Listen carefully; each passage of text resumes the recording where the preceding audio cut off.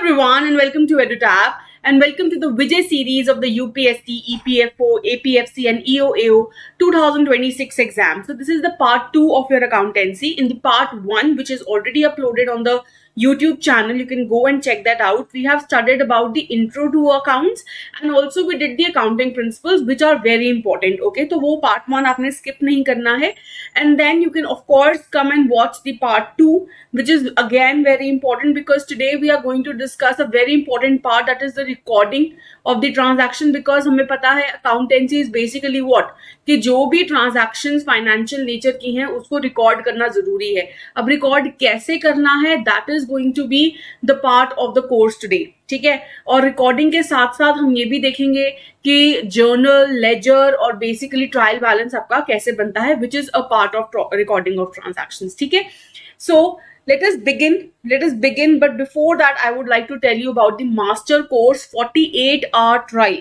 Okay, so इसका जो link है ना वो डिस्क्रिप्शन में आपको दे रखा है, तो आप वहां पे कैसे जा सकते हैं. देखिए, आपने ना क्या करना है, उस लिंक पे जाना है नीचे जो डिस्क्रिप्शन में दे रखा है. ठीक है, और वहां पे आप जब जाएंगे तो you will land up on this page where in you will get the 2-day demo for the master course of this UPSC EPFO exam. ठीक है, अब बेसिकली कुछ बच्चों को ना बच्चे रेजिस्ट करते हैं कि हमें मास्टर कोर्स लेना चाहिए या नहीं लेना चाहिए, उसमें हमें क्या मिलेगा, कैसा हमें कंटेंट मिलेगा, हम सेटिस्फाई हो भी पाएंगे या नहीं. So basically for that matter EduTap is giving you a 48-hour trial period. ठीक है, which is in just ₹1. That means 48 hours के लिए, 2 days के लिए आप कंटेंट को बिल्कुल वैसे ही देख पाओगे जैसे एक मास्टर कोर्स के बच्चे ने उसको ले रखा है. ठीक है, तो अगर आप देखेंगे उस कोर्स के कंटेंट में एवरीथिंग इज कवर्ड, एवरीथिंग. ठीक है, सारे के सारे आपके जो सब्जेक्ट्स हैं वो कवर्ड हैं. ऐसा नहीं है कि कुछ सब्जेक्ट्स हमने छुपा लिए हैं, नहीं, एवरीथिंग इज कवर्ड. इससे आपको पता लग जाएगा, प्रीव्यू समझ में आ जाएगा कि what is covered in our syllabus, हम कैसी क्वालिटी दे रहे हैं आपको. और अगर आप फिर मास्टर कोर्स हमारा परचेज करना चाहते हैं, so of course you are welcome for that. Okay, so उससे पहले आप 2-day डेमो कोर्स लेना चाहते हैं, so that is available in just ₹1. तो अगर आपको जाना है, you will land up on this page, यहाँ पे आपने बाय नाउ पे क्लिक करना है and just in ₹1 you will be able to access this course. ठीक है जी, चलिए let us move ahead with our topic today, that is the recording of transactions. ठीक है, we will be understanding the rules of debit and credit which is of course the heart of every accounts, है ना. Debit और credit तो सीखना जरूरी है. Plus we'll be introducing you to the topic of the journal, ledger, basically how do you record. ठीक है जी, तो समझते हैं रिकॉर्डिंग ऑफ ट्रांजैक्शंस होता क्या है. सो अगर हमने इंट्रो टू अकाउंट्स पढ़ा है ना, अगर आपने स्टार्ट किया था, तो हमें पता है कि सबसे पहले हमें आइडेंटिफाई करनी होती है ऐसी ट्रांजैक्शन जो फाइनेंशियल नेचर की है, जिसको हम मॉनेटरी यूनिट्स में लिख सकते हैं. उसके बाद हम मेजर करेंगे, राइट. सबसे पहले क्या करेंगे, identify, and then we will measure, and then we have to record that. How do we record that? We can record that in our journal book, in our ledgers, in our trial balance and in our financial statements, right? So let us begin. So first of all, before I begin, I need to tell you about the accounting equation. ठीक है जी, this accounting equation आपको थोड़ा सा अगर याद हो, हमने dual aspect का प्रिंसिपल किया था, उसमें भी हमने अकाउंटिंग इक्वेशन पढ़ी थी. अब सबसे पहले ना रिकॉर्डिंग ऑफ ट्रांजैक्शन सीखने से पहले आपको डेबिट और क्रेडिट के रूल समझ में आने चाहिए. ठीक है, अब इसको समझने के लिए हमें इस अकाउंटिंग इक्वेशन को भी समझना जरूरी है, बिकॉज इस अकाउंटिंग इक्वेशन पे आपका पूरा अकाउंट जो है वो टिका हुआ है.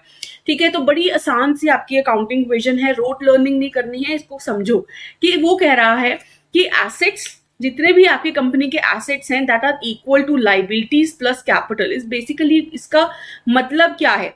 ठीक है, शेयर होल्डर्स कैपिटल को हम बाद में समझते हैं, पहले सिर्फ इतना समझिए, assets is equal to liability plus capital. ठीक है, इसका मतलब है कि ऑर्गेनाइजेशन में जितने भी आपके एसेट्स हैं, आपने कोई मशीन बाय करी, कोई लैंड बाय करी, कोई कार, व्हीकल, ट्रक, कुछ भी बाय करा है आपने, तो या तो वो आपने लोन पे लिया होगा. ठीक है, या तो आपने उसको लोन पे लिया है तो वो आपकी लाइबिलिटी बन जाती है, ऑब्लिगेशन बन जाती है कि कल को आपको वो पैसा पे करना पड़ेगा. या फिर ओनर ने अपना पैसा लगा के वो एसेट आपको परचेज कराया है आपके बिजनेस में, right. So that means asset is equal to liabilities plus capital. So all those assets that you own in your business is either on credit, is either on loan, or either it is due to the capital that is introduced by the owner. ठीक है जी। So you don't have to do the rote learning, इसको concept को समझोगे तो ये कभी नहीं भूलोगे। और कई बार ना क्वेश्चन आ जाता है कि आपको अकाउंटिंग इक्वेशन बतानी है, तो वो आपको अकाउंटिंग इक्वेशन है ना आपको ऑप्शंस में दे देंगे asset is equal to liability plus capital, या फिर आपको लिख देंगे asset minus capital is equal to liability. तो you should know how to hold the here from the other end as well. ठीक है, तो पता होना चाहिए कि कैसे आप इसको रीडिस्ट्रीब्यूट कर सकते हो। Asset minus liability is equal to capital, तो क्या ये तीनों गलत है? नहीं, बिल्कुल सही है। अगर ये कंसेप्ट को समझ लोगे तो ये कंसेप्ट भी आपके ईजी हो जाएंगे। ठीक है जी। तो asset is equal to liability plus capital, यहां पे वो कह रहे हैं कैपिटल या फिर share holder capital also. Now what is share holders capital? अब एक लेटर से मैं रिलायंस की बात करती हूँ। ठीक है, रिलायंस एक कंपनी है जिसके जो स्टॉक्स है, या फिर मैं कहूँ कि जिसके जो शेयर्स हैं वो लिस्टेड हैं। अगर कभी आपने वो स्टॉक एक्सचेंज वो देखा है ना CNBC टीवी पे कि शेयर के प्राइजेस लिस्टेड होते हैं वहां पे बहुत सारी कंपनीज के। सो व्हाट इज दैट बेसिकली, कि जब एक कंपनी अपने स्टॉक्स को लिस्ट करती है for the general public to purchase it. ठीक है, तो बेसिकली अगर रिलायंस कुछ शेयर्स जो है वो इशू करती है तो मैं या आप उन शेयर्स को खरीद सकते हैं। जब हम उन शेयर्स को खरीदते हैं, लेट अस से रिलायंस का एक शेयर है जो 100 रुपीज का है, मैंने वो शेयर खरीद लिया। तो मैंने क्या किया, मैंने रिलायंस को 100 रुपीज दिए और उसका एक शेयर खरीद लिया। इसका मतलब क्या है कि now I have become a part of Reliance. ठीक है, मैं क्या बन गई, उसकी छोटी सी एक ओनर बन गई, only to the extent of this 100 rupees. ठीक है, only to the extent of one share that I have purchased of Reliance. तो इसका मतलब है रिलायंस के बैलेंस शीट में ये जो 100 रुपए हैं ये भी तो ऐड होंगे, बिकॉज ये भी तो उसका कैपिटल ही है, because I have become the owner. Owner ने कुछ पैसा दिया है रिलायंस को, so that is also the capital. तो जो वो कैपिटल है उसको हम कहते हैं share holder capital. Why? Because I have purchased the share, I have become a share holder of Reliance.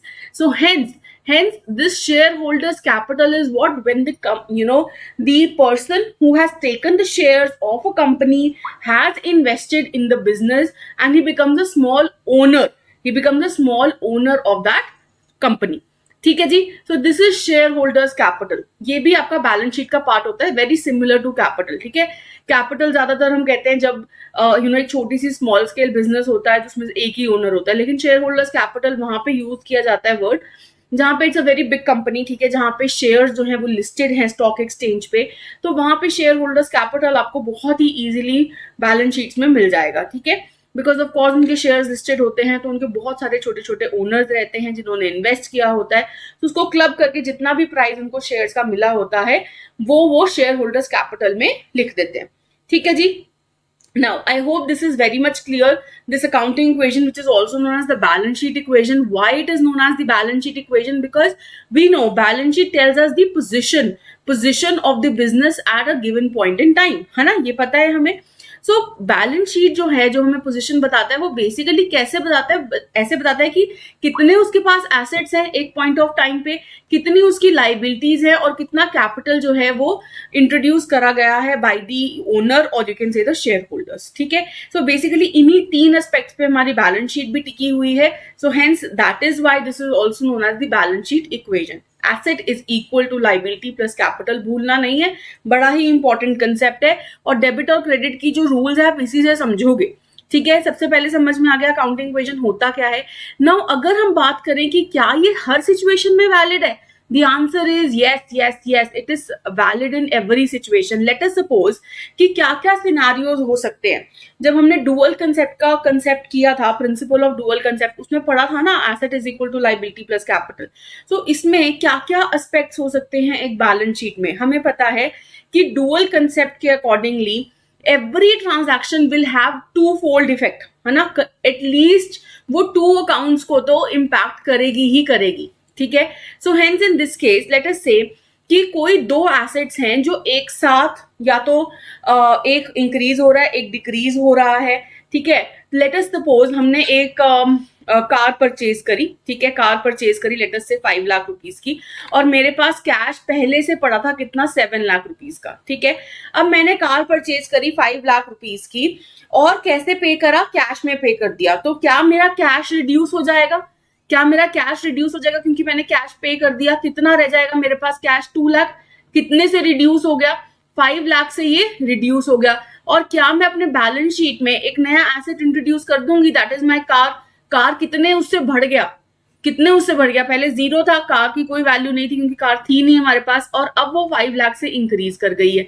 So hence in this case also the accounting equation is valid, because इस case में आप liability और capital को तो छेड़ ही नहीं रहे हो, ठीक है, सिर्फ आप एसेट साइड को छेड़ रहे हो। तो दोनों ही, अगर एसेट साइड पे कोई चेंज होगा ही नहीं, जो अगर हम लमसम में देखें तो एसेट साइड पे कोई चेंज होगा नहीं, एक एसेट बढ़ गया एक एसेट कम हो गया, है ना। तो एज सच जो नेट नेट इफेक्ट है वो तो 0 ही रहेगा। सो हेंस आपकी जो अकाउंटिंग इक्वेशन है वो ज्यादा चेंज नहीं होगी, ठीक है। नेक्स्ट केस में two different liabilities will get increase and decrease by the same amount. अगर मैं आपके लाइबिलिटीज के बारे में बात करूं, लेट अस सपोज आपने ना लोन ले रखा था, ठीक है, और आपका कैपिटल था कुछ, ये दोनों ही साइड आपकी है ना, left hand side of the balance sheet, या फिर मैं कहती हूँ कि लाइबिलिटी और कैपिटल एक साइड पे ही रहता है, राइट। तो लेट अस से capital that was introduced in the business was 7 lakh rupees, ठीक है, और आपका कुछ लोन था ऑफ 2 लाख रुपीज, ठीक है।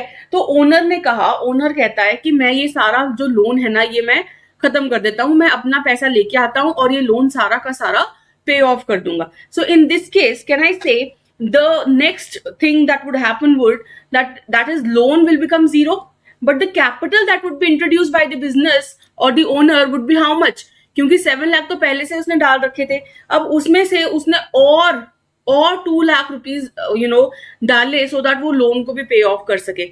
सो उसका कैपिटल कितना हो गया 9 लाख, पहले भी कितना था 9 लाख, अभी भी कितना है 9 lakh. So hence in this case also if you see the net net effect remains the same, एक लाइबिलिटी आपकी बढ़ गई और एक लाइबिलिटी आपकी घट गई with the same amount, right.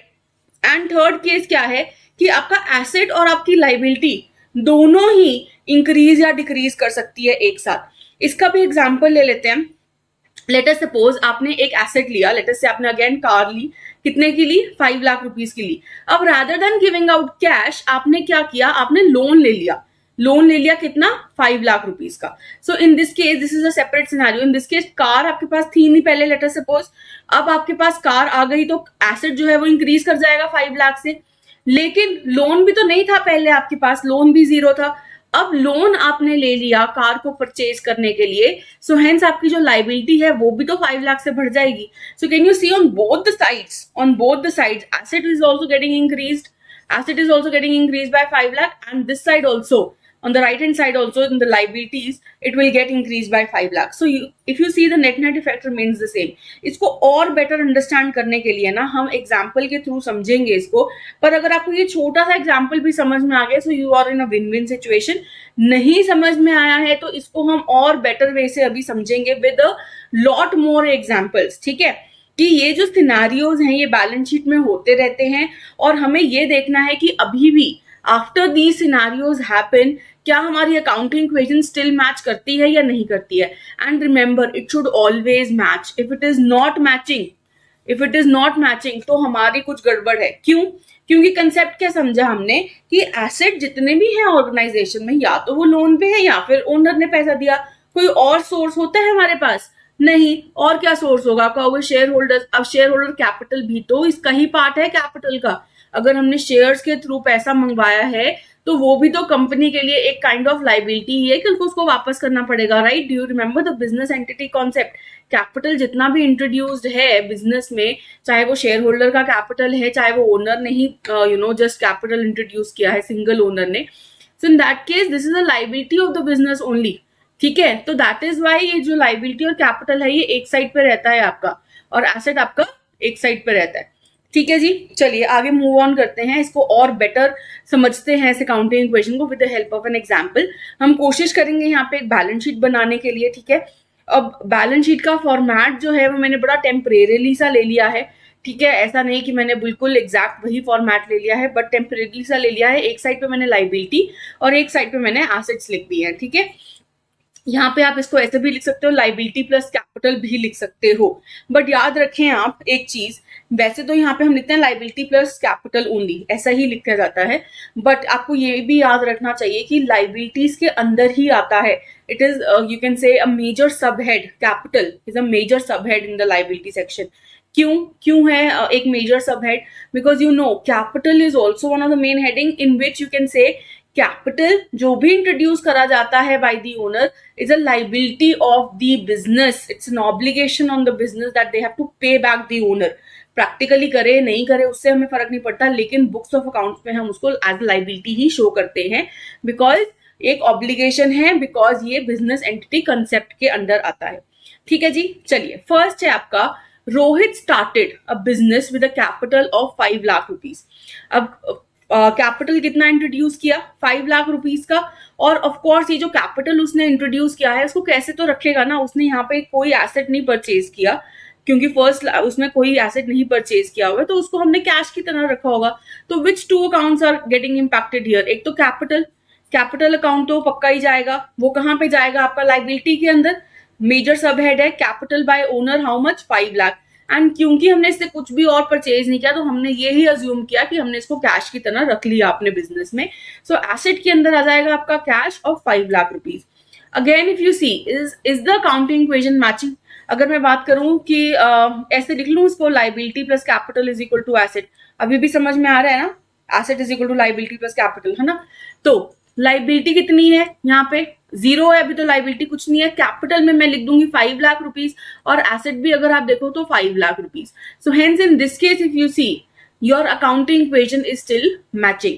Liability भी आपकी 5 लाख से इंक्रीज कर रही है और एसेट भी आपका 5 लाख से इंक्रीज कर रहा है। नेक्स्ट देखो, open a bank account in state bank of India with an amount of 4,80,000। So basically अगर आप ये देखो कि इस केस में कैपिटल को छेड़ रहे हैं, हम नहीं छेड़ रहे। हमने क्या किया, हमने एसबीआई में अकाउंट खोला है अपना और उसमें पैसे डिपॉजिट कराए, कितने, 4,80,000। सो बेसिकली जितना हमारे पास कैश पड़ा था उसी में से कराएंगे, है ना।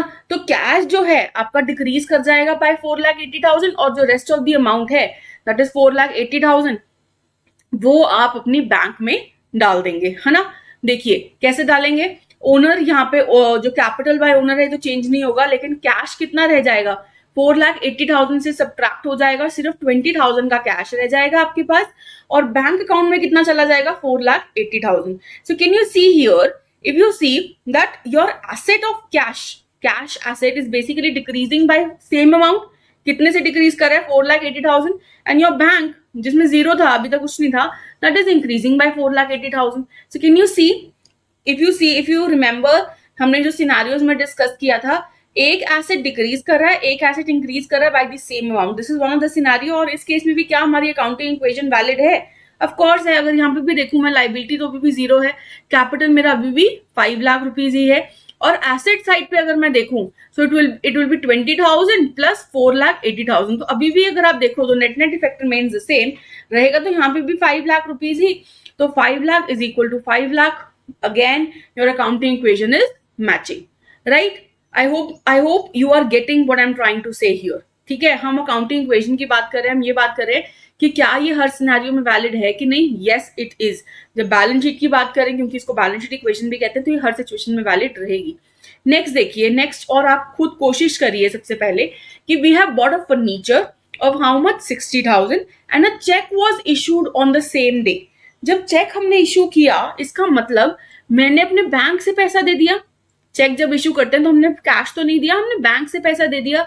तो क्या मेरा बैंक रिड्यूस कर जाएगा, यस 60,000 से रिड्यूस कर जाएगा मेरा बैंक, और एक नया एसेट ऐड हो रहा है कि नहीं। फर्नीचर आपका एसेट है, यस मेरा एसेट है, तो ये 60,000 से इंक्रीज कर जाएगा। Again if you see your asset, one is increasing, one is decreasing, other things remaining the same. तो इस केस में आपका जो कैपिटल है और कैश है उसको तो अनटच रहेगा, कुछ नहीं कर रहे हम उसके साथ। लेकिन बैंक जो है आपका 4,80,000 था, 60,000 से रिड्यूस हो जाएगा, 4,20,000 आ जाएगा। और फर्नीचर आपका नया एक एसेट ऐड हो गया विच इज 60,000। अगर आपको ये फिगर दिख नहीं रही है तो मैं आपको बता दूं कि फर्नीचर हमने यहाँ पे 60,000 लिख लिया है। ठीक है जी, I hope this is very much clear. ठीक है, ये समझ में आया आपको। अगेन आप इसमें अकाउंटिंग इक्वेशन लगा के देखिए, सेम है कि नहीं। लाइबिलिटी फिर से 0 है, कैपिटल फिर से 5 लाख है टोटल, ठीक है। और यहाँ पे भी अगर आप ऐड करोगे 20,000 plus 4,20,000 which is left in your bank account, and furniture का 60,000. So again if you just add it up it will be again 5 lakh. Your accounting equation still matches, right? I hope this is very much clear. ठीक है, ऐसे ही हमने accounting equation हमेशा बना के भी देखनी है, ताकि अगर कोई क्वेश्चन आ जाए so you will be well versed with how to make the balance sheet, what should be added, और ये जो सिनेरियोज हम बेसिकली पढ़ रहे हैं, ये तीनों ही सिनेरियोज पूछे जा सकते हैं और उसमें से पूछा भी जा सकता है, कुछ गलत सिनेरियो भी लिखा जा सकता है, जैसे कि वो लिख दें इस केस में कि क्या ऐसी कोई सिचुएशन हो सकती है जिसमें दोनों ही एसेट बढ़ रहे हों, दोनों ही एसेट बढ़ रहे हों, राइट। तो ऐसी सिचुएशन तो पॉसिबल कम ही है, क्योंकि एक ना एक अगर हम सिर्फ दो ही अकाउंट इफेक्ट हो रहे हैं और वो एसेट साइड पे इफेक्ट हो रहे हैं, तो ऐसा केस होना बहुत ही इम्पॉसिबल है कि दोनों ही एसेट आपके इंक्रीज ही कर रहे हो। अगर दोनों ही एसेट इंक्रीज करें तो हो सकता है लाइबिलिटी साइड पे भी कुछ इफेक्ट आया होगा। ऐसा नहीं होगा कि सिर्फ दो ही एसेट है जो इंक्रीज कर रहे हो simultaneously. This is not a possible situation only. तो कई बार आपको कंफ्यूज करने के लिए ऐसे एमसीक्यूज पूछे जा सकते हैं। सो यू शुड नो एक सिचुएशन होगी क्या, पॉसिबल सिचुएशन है क्या कि एक एसेट आपका इंक्रीज करेगा और एक एसेट आपका डिक्रीज करेगा, ठीक है, विद द सेम अमाउंट। ठीक है जी, चलिए let us move ahead and see other situations as well. The fourth one कह रहा है we have bought a plant and machinery, ठीक है, plant and machinery for the business for 1,25,000. So again, if you see plant and machinery is what? It is an asset, right? It is an asset. How much? 1,25,000 का। तो ये तो सबसे पहले मेरे को पता है कि मेरे को एसेट साइड पे कितना लिखना है, plant and machinery 1,25,000 and an advance of 10,000 is paid in cash. इसका मतलब कैश जो है वो ऑर्गेनाइजेशन से कम हो रहा है। सो कैश जो है वो कम हो जाएगा by how much? 10,000 and the rest is to be paid to MS Ramji Lal, ठीक है, rest is to be paid later, ठीक है, rest is to be paid later to whom? To MS Ramji Lal. So basically मेरे को इसको पे करना है बाद में, तो ये मेरा क्रेडिटर हो गया, है ना। कंसेप्ट्स को प्लीज रिलेट करो, ये मेरा क्रेडिटर हो गया MS Ramji Lal. Hence in this case what should be the entry that needs to be done in the balance sheet? एक तो एसेट इंक्रीज कर रहा है मेरा कितने से? 1,25,000 से, राइट, प्लांट एंड मशीनरी वो लिख दूंगी मैं। एक एसेट मेरा कम भी हो रहा है, कितने से? 10,000 से, सिर्फ 10,000 से कम हो रहा है। लेकिन अगर आप देखो, क्योंकि नेट इफेक्ट सेम नहीं हो रहा, तो आपकी एक लाइबिलिटी भी तो चेंज हो रही है। लाइबिलिटी मींस क्रेडिटर हो रहा है, यहाँ पे क्रेडिटर ऐड हो रहा है, क्रेडिटर आपकी लाइबिलिटी है, सो उस केस में आ जाएगी। देखो देखते हैं बैलेंस शीट में, कैश रिड्यूस हो गया बाय 10,000। अर्लियर कितना था? 20,000, है ना, और अब कितना रह गया? सिर्फ 10,000। 10,000 रिड्यूस हो गया, एक नया प्लांट एंड मशीनरी ऐड हो गया 1,25,000 का, तो रेस्ट ऑफ द अमाउंट कितनी बची? 1,15,000। तो ये आपकी क्रेडिटर में आ जाएगी, क्रेडिटर साइड पे, लाइबिलिटी साइड पे। क्यों? Is it a liability? Creditor तो आपकी लाइबिलिटी होती है ना, पे ऑफ करना है कल को इसको, so hence this is a liability. So if you see the net effect, एक सिचुएशन देखिए कि एक एसेट इंक्रीज कर रहा है, ठीक है भाई, 1,25,000, और एक एसेट है जो डिक्रीज कर रहा है लेकिन not by the same amount. So in this case, one liability is also getting affected. One liability is also getting increased by the amount which is pending. 1,15,000 का बैलेंस रह गया, तो वहां पे वो liability increase हो जाएगी। So can you see the situation? Can you see the accounting equation is still matching or not? करिए ऐड, यहाँ पे करिए। लाइबिलिटी आपकी 1,15,000 है, कैपिटल आपका 5 लाख रुपीज है, तो कितना हो गया? 615, राइट, 6,15,000। यहाँ पे भी ऐड करिए, इसको करके देखिए कितना आएगा। 615 आ रहा है कि नहीं आ रहा? 615,000। So again if you see the net effect remains the same, your accounting equation is still matching. Is it matching और not? Yes, it is matching. ठीक है जी, चलिए आगे देखते हैं फिफ्थ पॉइंट। अब आपको बहुत ईजी भी लगेगा, ये पहले 4 पॉइंट्स अगर आपने कर दिए हैं और समझ भी लिए हैं तो ये फिफ्थ पॉइंट भी आपको ईजी लगेगा। देखिए, goods purchase from MS Sumit traders for 55,000 on credit.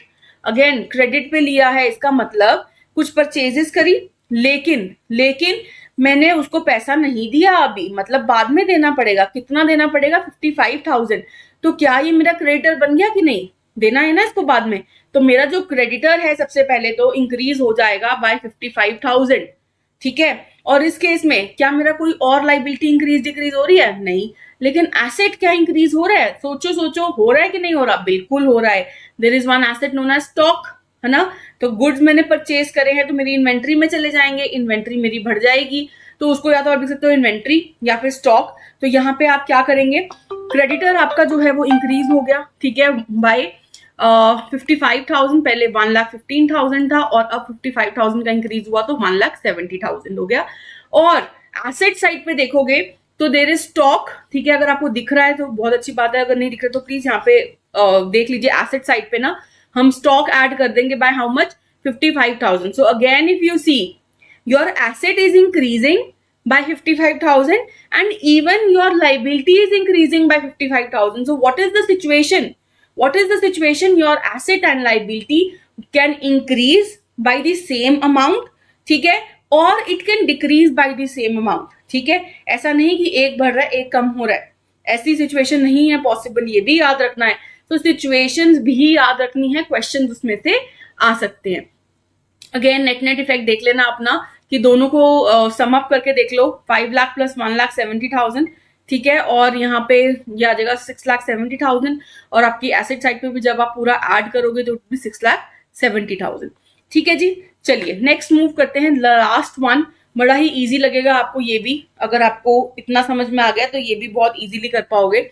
Goods costing 6, देखिए 6 point, goods costing 35,000 sold to Rajni Enterprises for 35,000, ठीक है जी। तो 35,000 के जो गुड्स थे, कितने के गुड्स मैंने पहले खरीदे थे 55,000 के, उसमें से जो 35,000 के गुड्स थे वो मैंने रजनी एंटरप्राइजेस को बेच दिए।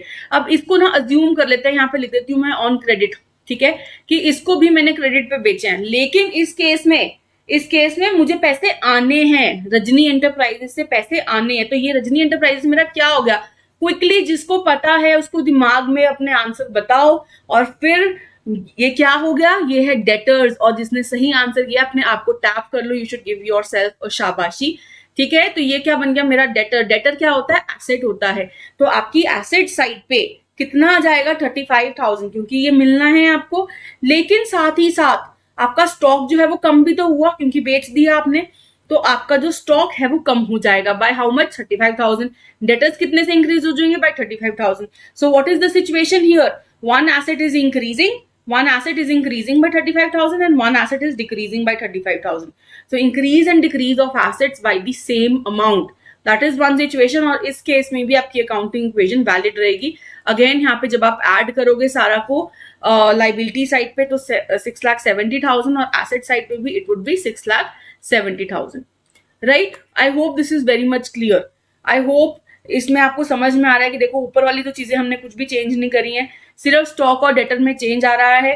कैसे चेंज आ रहा है, एक घट रहा है एक बढ़ रहा है, right. So this is your accounting equation. अगर आपको ये समझ में आई है, ये बहुत ही इंपॉर्टेंट कॉन्सेप्ट है, ये अगर समझ में आया है तो आप मतलब 20% में कहूंगी 20% आप चैप्टर को बहुत अच्छे से समझ चुके हैं, ठीक है जी। अकाउंटिंग इक्वेशन समझ में आई है तो फिर आप इसके बाद जो डेबिट और क्रेडिट के रूल्स हैं उसको भी बड़े आसानी से समझ लेंगे, ठीक है। तो आगे चलते हैं आपकी अकाउंटिंग इक्वेशन को और कॉम्प्रिहेंसिव बनाते हैं, ठीक है जी। तो क्या है इस अकाउंटिंग इक्वेशन में, basically assets is equal to liabilities plus stockholders equity.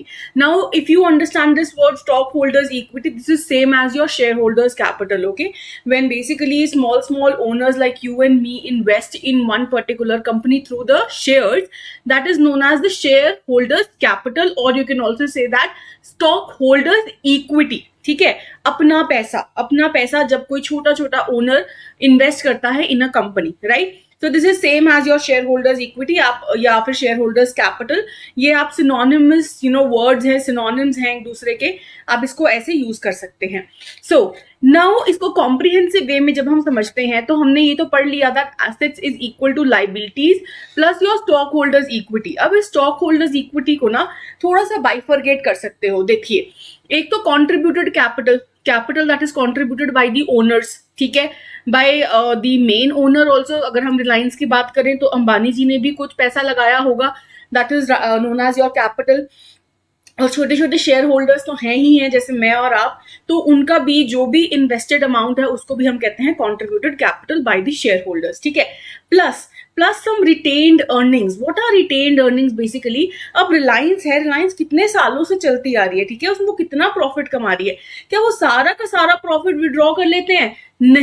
नहीं, ऐसा नहीं होता। कुछ प्रॉफिट जो है वो अक्यूमुलेटेड रहता है इन दी ऑर्गेनाइजेशन इटसेल्फ, ठीक है। इतना पैसा भी वो क्या करेंगे, तो ऐसा पैसा जो अक्यूमुलेटेड रहता है आपकी ऑर्गेनाइजेशन में उसको हम कहते हैं रिटेन्ड अर्निंग्स, ठीक है।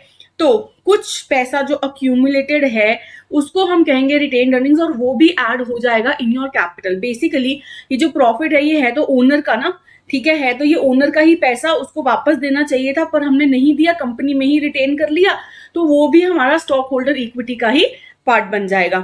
प्लस प्लस देखिए रेवेन्यू माइनस एक्सपेंसेस, अगर मैं बात करूं इस साल की, ठीक है अगर मैं बात करूं, ये तो रिटेन्ड अर्निंग्स हो गई कुछ पिछले सालों के अक्यूमुलेटेड प्रॉफिट्स की।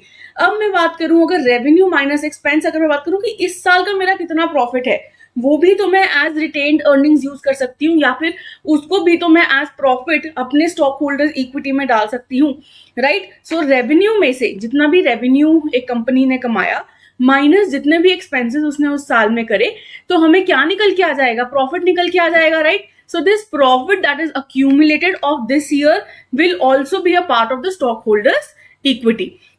So ये comprehensive है, ठीक है। इसमें हमने और इसको expand कर लिया है, assets is equal to liabilities plus contributed capital plus the retained earnings। अब ऐसा भी हो सकता है कि जो बिजनेस है वो इसी साल से स्टार्ट हुआ है, ठीक है, तो एट दी स्टार्ट अगर मैं बोलूं तो रिटेन्ड अर्निंग हो सकती है 0 है, ठीक है, तो वो 0 भी हो सकती है। Let's assume there is no dividends, ठीक है, अभी हम डिविडेंड्स के बेसिस पे नहीं जा रहे हैं, अभी आप उसको कुछ कॉन्सेप्ट के अंदर ना जाइएगा, ठीक है। सिर्फ अभी समझिए कि रिटेन्ड अर्निंग्स अगर बिजनेस अभी हमारा न्यू है तो पिछले साल का तो कोई प्रॉफिट होगा नहीं जो अक्यूमुलेटेड है, सो हेंस उसको 0 भी मान सकते हैं। प्लस जो भी एक प्रॉफिट है इस साल का है वो भी हम अपने कैपिटल में, वो भी हम अपने स्टॉक होल्डर्स इक्विटी में इंक्लूड कर लेंगे, और वो कैसे कर लेंगे, that is known as revenue minus expenses, ठीक है। तो क्या मैं इसको थोड़ा सा तोड़ मरोड़ के ट्विस्ट करके लिख सकती हूँ, can I hold the year from the other and, कैसे कर सकती हूँ, ये जो एक्सपेंसेस यहाँ पे माइनस हो रहा है बाकी सब कुछ ऐड हो रहा है, if you can see expenses जो है माइनस हो रहा है, इसको मैं ना क्या करती हूँ अपने लेफ्ट हैंड साइड पे ही ले जाती हूँ, तो क्या हो जाएगा, asset plus expenses is equal to your liabilities, ठीक है, liability plus your capital, let us assume your retained earnings was 0, ठीक है, even if अगर ये retained earnings होती भी तो भी वो capital का ही part बन के हम यहाँ पे लिख सकते थे, plus your revenue, ठीक है। So can you see the 5 major you can say varieties in your account is in this accounting equation। तो ये comprehensive है। पहले ये सिर्फ एक बैलेंस शीट इक्वेशन समझ रहे थे हम, जब मैं कह रही थी कि assets is equal to liabilities plus stock holder equity, ये सिर्फ एक बैलेंस शीट इक्वेशन थी, ठीक है। लेकिन अब जब मैंने इसमें हमारे एक्सपेंसेस और मेरे रेवेन्यूज को भी इंक्लूड कर लिया है, तो इसमें इस कंपोनेंट में मैंने balance sheet plus income statement का भी अंश जो है वो ले लिया है साथ में, राइट। इनकम स्टेटमेंट में ही आते हैं ना हमारे रेवेन्यूज और एक्सपेंसेस, तो उसको भी मैंने इंक्लूड कर लिया और इसको मैंने थोड़ा सा कॉम्प्रिहेंसिव बना लिया।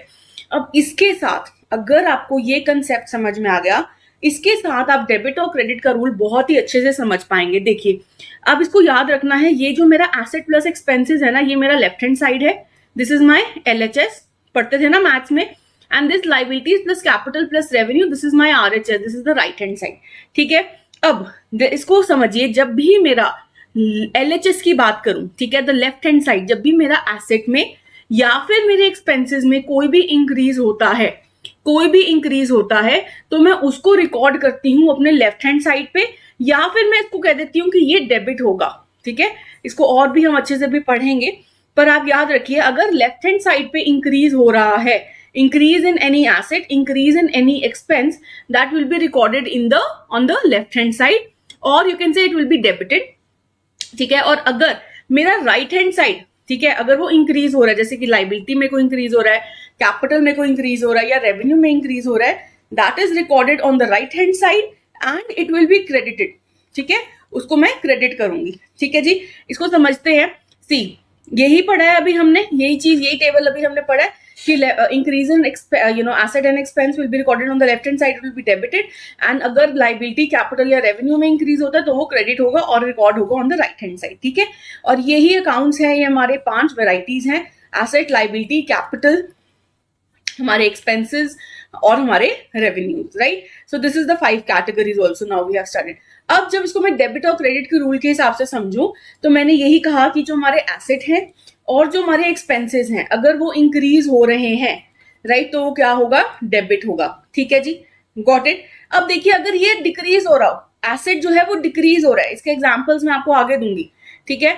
पर अगर एसेट जो है मेरा डिक्रीज हो रहा है तो ऑफ कोर्स वो वाइस वर्सा होगा, तब वो क्रेडिट हो जाएगा, ठीक है। और अगर मैं आप मेरे लाइबिलिटी के बारे में बात करूं, मेरे रेवेन्यूज के बारे में बात करूं, या फिर अपने कैपिटल के बारे में बात करूं जो मेरे राइट हैंड साइड पे हैं, उनकी मैं बात करूं, तो जब वो इंक्रीज होते हैं तो वो क्रेडिट होंगे।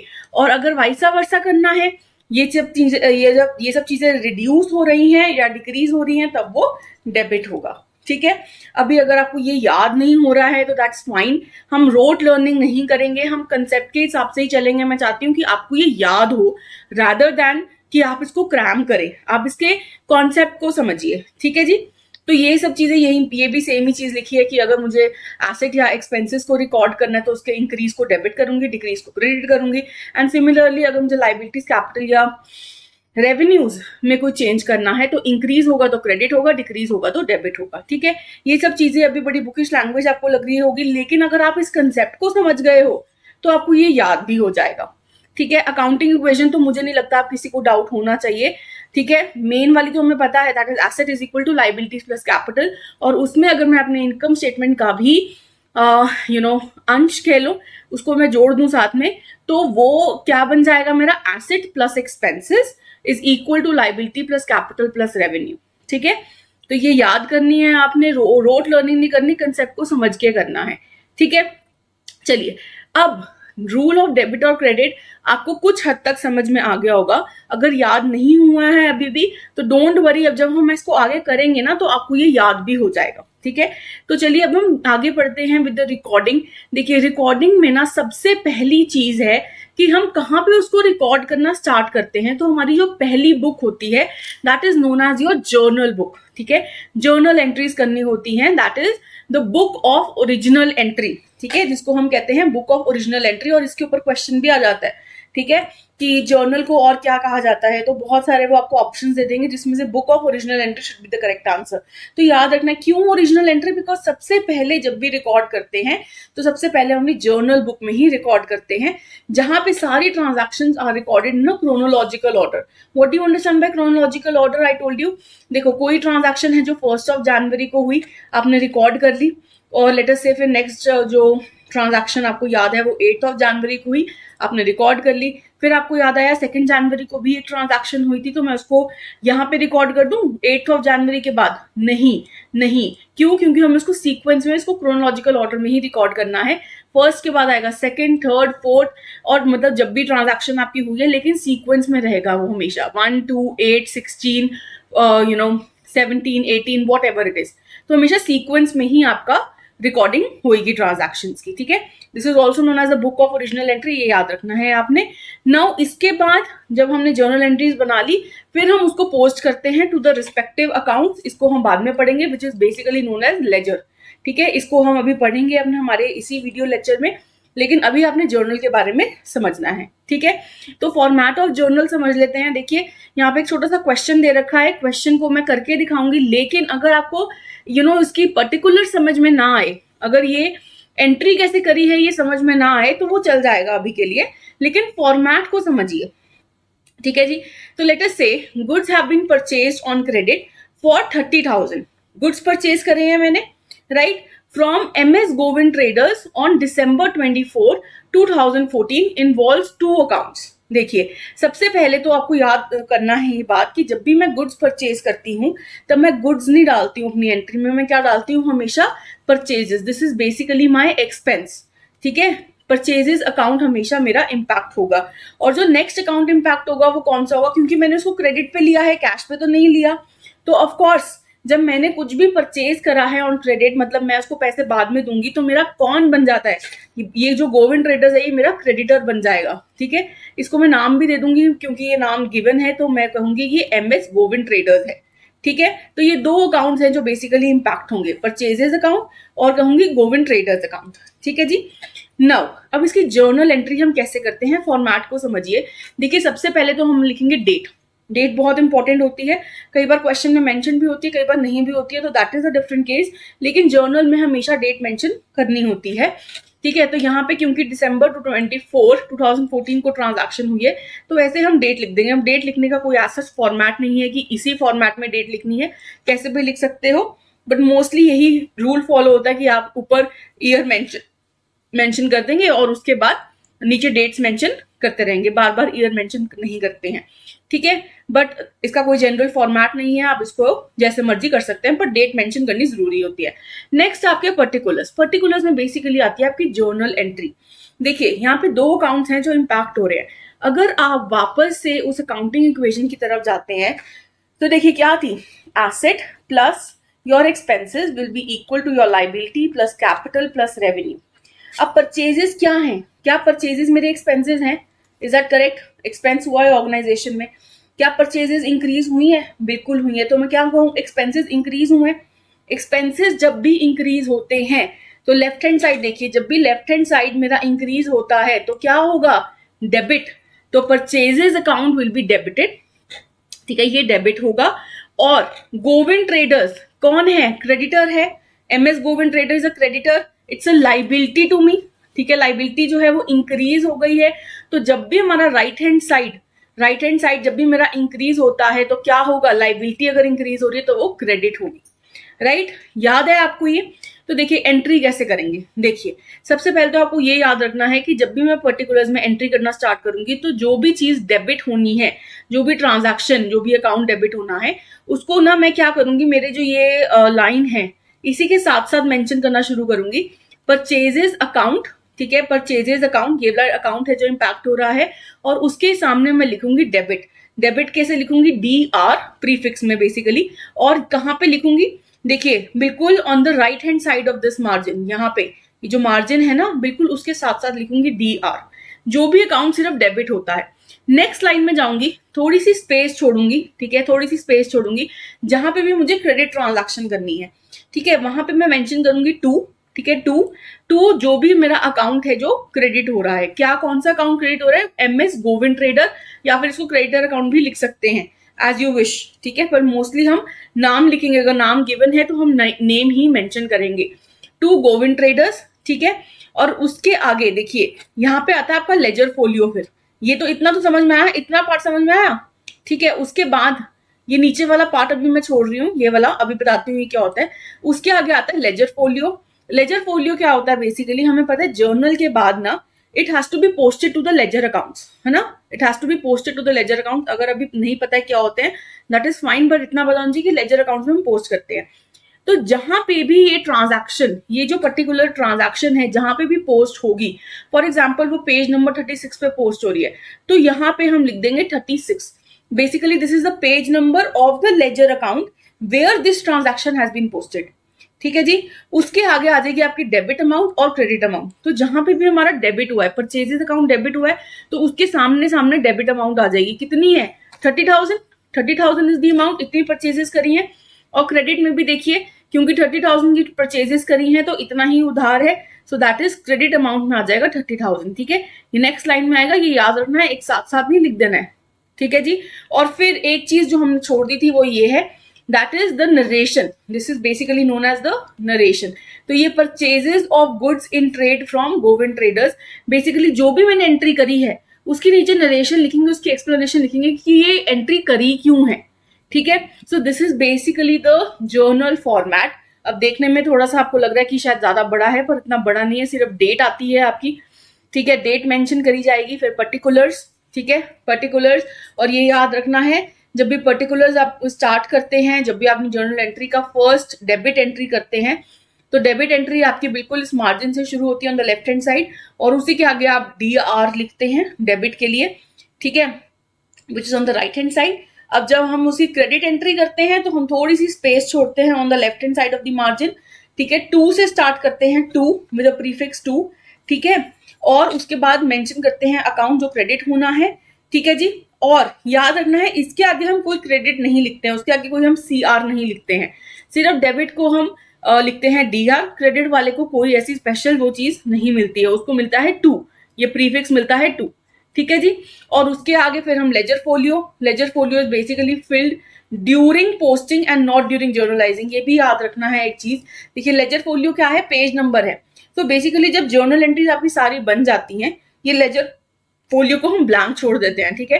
फिर जब हम लेजर अकाउंट बनाएंगे, ठीक है, जब हम लेजर अकाउंट बनाएंगे तब जब जिस भी पेज नंबर पे ये ट्रांजैक्शन करेंगे, फिर हम साथ ही साथ जर्नल एंट्री में भी फिल करते जाएंगे। तो जब हम पोस्ट करते हैं तब हम लेजर फोलियो को फिल करते हैं, लेकिन जब हम जर्नल एंट्री करते हैं, दैट इज जर्नलाइजिंग करते हैं, तब नहीं लिखते हैं, ठीक है जी। तो ऐसे छोटे छोटे क्वेश्चन भी पूछे जा सकते हैं। और नरेशन क्या है, जो ये नरेशन नीचे दे रखी है, ब्रीफ डिस्क्रिप्शन, ठीक है, जो भी हम ट्रांजैक्शन हमने करी है उसकी देते हैं। अब ऐसा कोई एज सच मैनर नहीं है कि आपको ऐसे ही नरेशन देनी है, आप इसको लेमन टर्म्स में बिल्कुल दे सकते हैं, ठीक है जी। और डेबिट की जगह डेबिट अमाउंट आ जाएगी, क्रेडिट कॉलम में क्रेडिट अमाउंट आ जाएगी। छोटा सा फॉर्मेट है, कोई बहुत ज्यादा टेक्निकल नहीं है। तो आई होप आपको ये समझ में आ गया हो, ठीक है। इसके साथ साथ आपको समझना है टाइप्स ऑफ जर्नल एंट्री, ठीक है। बड़ा ही इजी है। टाइप्स ऑफ जर्नल एंट्री क्या होता है, एक होती है मेरी सिंपल एंट्री, एक होती है मेरी कंपाउंड एंट्री। अब इसके ऊपर भी ना ऐसे छोटे छोटे क्वेश्चन आ जाते हैं, इसीलिए इसको ध्यान से समझिए। छोटे छोटे से कॉन्सेप्ट्स हैं, ठीक है। जैसे फॉर्मेट में लेजर फोलियो के ऊपर क्वेश्चन आ जाते हैं, या फिर नरेशन के ऊपर क्वेश्चन आ जाता है, तो वैसे ही आपके टाइप्स ऑफ जर्नल एंट्री पे भी क्वेश्चन आने के चांसेस रहते हैं, ठीक है। तो सिंपल एंट्री होती है, एक होती है कंपाउंड एंट्री। अब सिंपल एंट्री कौन सी होती है, जैसे कि ये सेम एग्जांपल ले लीजिए आप, जो पिछले हमने एग्जांपल लिया ना, ज्यादा चेंज नहीं करते हैं ताकि आपको बहुत ज्यादा सीखना ना पड़े अभी, ठीक है। हम सीखेंगे कि जर्नल एंट्रीज कैसे बनाते हैं, पर अभी आप ये याद रखिए कि सेम ही जर्नल एंट्री है, परचेजेस टू गोविंद ट्रेडर्स। अब देखिए, इसमें सिर्फ एक ही अकाउंट है जो डेबिट हो रहा है और एक ही अकाउंट है जो क्रेडिट हो रहा है, इसको कहते हैं सिंपल एंट्री। बिल्कुल सिर्फ दो ही अकाउंट्स हैं। डुअल एस्पेक्ट पता है ना हमें, तो वो डुअल एस्पेक्ट में क्या कहते हैं, एटलीस्ट जी दो अकाउंट्स इंपैक्ट होंगे, उससे ज्यादा भी हो सकते हैं। तो जब सिर्फ दो ही अकाउंट्स इंपैक्ट हो रहे हो और एक डेबिट हो रहा है, क्रेडिट हो रहा है, उसको मैं कहती हूँ सिंपल एंट्री, ठीक है जी। अब कंपाउंड एंट्री क्या होती है, सिंपल एंट्री तो इजी है, only when one account is debited one account is credited. Compound entry को समझोगे ना तो सिंपल एंट्री और भी अच्छे से समझ में आ जाएगी। इसमें क्या होता है कि जब डेबिट एंट्रीज भी ज्यादा होती हैं, हो सकता है कि क्रेडिट एंट्री एक ही हो, डेबिट एंट्री ज्यादा हो, या फिर डेबिट एंट्री एक हो, क्रेडिट एंट्री ज्यादा हो जाए, ठीक है। इसका एग्जांपल लेते हैं।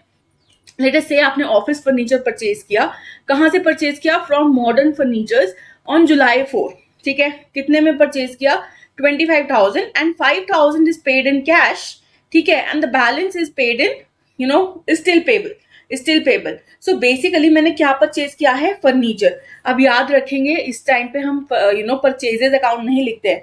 परचेजेस अकाउंट हम सिर्फ तब लिखते हैं जब हमने गुड्स परचेज करे हैं, ठीक है, जो गुड्स हम आगे बेचते हैं। लेकिन जब भी मैंने कोई एसेट परचेज किया है, एसेट है ना ऑफिस फर्नीचर, तो इस केस में एसेट का ही नाम आएगा। तो कौन सा एक अकाउंट है जो इम्पैक्ट हो रहा है, एक तो फर्नीचर अकाउंट है जो इम्पैक्ट हो रहा है, ये एसेट है मेरा, ठीक है। ये इंक्रीज हो रहा है कि नहीं हो रहा, बिल्कुल मेरी ऑर्गेनाइजेशन में आ रहा है तो ये इंक्रीज हो रहा है। जब भी फर्नीचर अकाउंट इंक्रीज हो रहा है, एसेट इंक्रीज हो रहा है, तो वो क्या होगा, quickly that should be the answer on your lips, that will be debited. Very good. अब देखिए, it is purchase from modern furniture, ठीक है। डेट हम मेंशन कर देंगे, कितने में परचेज किया, 25,000 में, लेकिन 5,000 ना कैश में पे कर दिया, तो कैश अकाउंट भी तो हमारा इंपैक्ट होगा, कैश अकाउंट कम हो जाएगा कि नहीं, राइट। सो क्या ये मेरा एसेट है कैश, बिल्कुल है। क्या ये डिक्रीज हो रहा है, यस, क्यों, क्योंकि कम हो रहा है ना, ऑर्गेनाइजेशन से जा रहा है।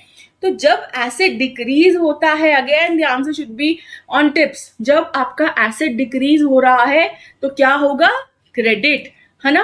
और एक और अकाउंट है जो इम्पैक्ट हो रहा है, क्यों, क्योंकि फर्नीचर तो आया 25,000 का और कैश में मैंने दिया सिर्फ 5,000, ठीक है। तो 20,000 का ऑफकोर्स बैलेंस है, तो ये वो कह रहे हैं बैलेंस जो है 20,000 का वो अभी स्टिल पेबल है, दैट मीन्स वो मेरा क्या बन गया, क्रेडिटर, है ना, क्योंकि बाद में पे करना है।